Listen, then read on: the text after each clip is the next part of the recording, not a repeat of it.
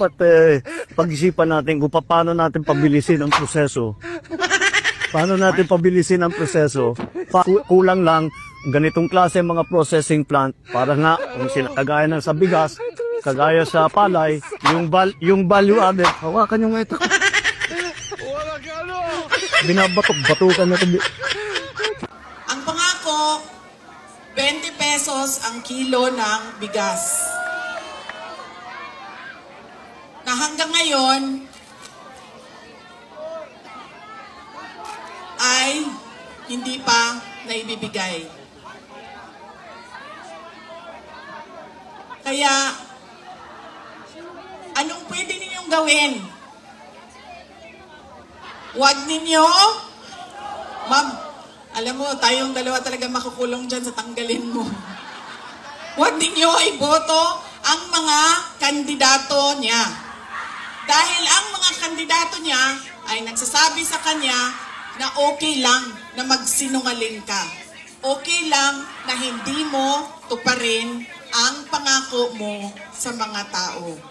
Huwag ninyo iboto ang mga kandidato ni Nino. Posibleng ikalugi ng gobyerno ang P20 program o pagbibenta ng 20 pesos kada kilo na bigas sa ilang piling lugar sa Visayas. Ayon sa Federation of Free Farmers Cooperatives, tinatayang aabot sa 3.5 billion pesos hanggang 4.5 billion pesos ang ilalabas na subsidiya ng pamahalaan para sa naturang programa.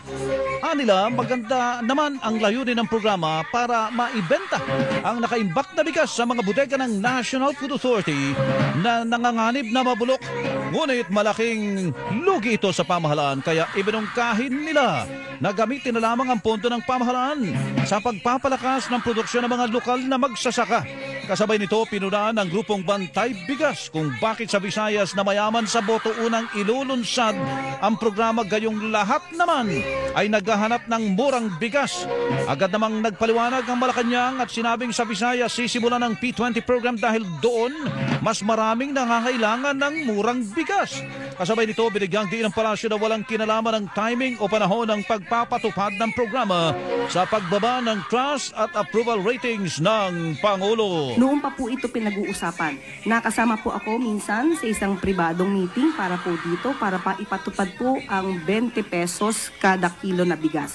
Nauna pa po ito na pag-usapan ng DA, ng NFA, bago pa po lumabas ang mga survey ratings na yan. Huwag sanang pairalin ang crab mentality at huwag maging anay sa lipunan.